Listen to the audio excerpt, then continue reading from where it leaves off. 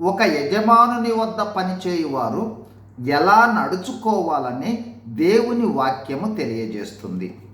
మానవులందరూ గ్రహించవలసిన గొప్ప సత్యము దేవుని వాక్య ప్రకారము మానవులందరూ వారి జీవితమునకు లెక్క అప్పచెప్పవలసి ఉంటుంది.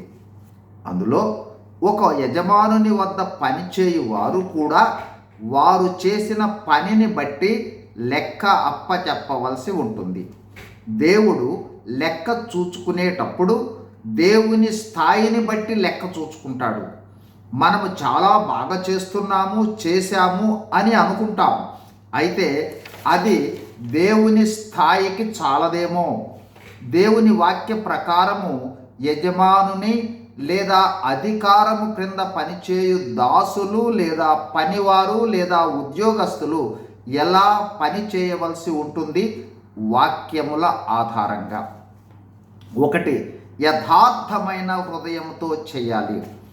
2, భయముతోనూ వణకుతోనూ క్రీస్తుకు మనము విధేయులై ఉన్నట్లుగా శరీర విషయమై మన యజమానులకు విధేయులై ఉండాలి.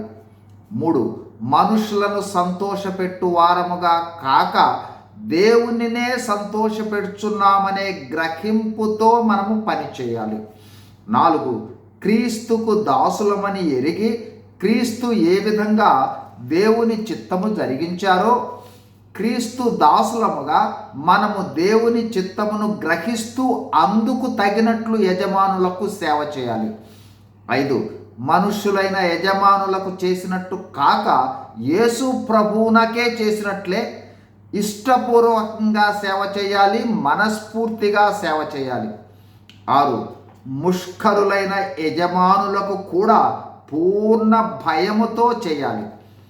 7, సాత్వికముతో చేయాలి. అంటే మన తెలివితేటలు, జ్ఞానము, శక్తి సామర్థ్యాలు ప్రదర్శించటం కాదు.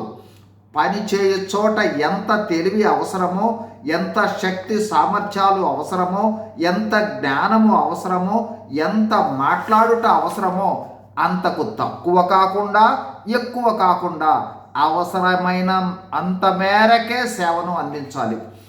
8, చివరిగా మనము ఈ లోక యజమానులకు చేసిన సేవ ఫలితంగా మనము ప్రభువు వలన స్వాస్థ్యమును ప్రతిఫలంగా పొందుతామనే గ్రహింపుతో చేయాలి. కావున మన యజమానులకు సేవ చేసే విషయంలో వాక్య ప్రకారము సేవ చేద్దాం. దేవుని వద్ద స్వాస్థ్యాన్ని పొందుకుందాం. God bless you. Thank you.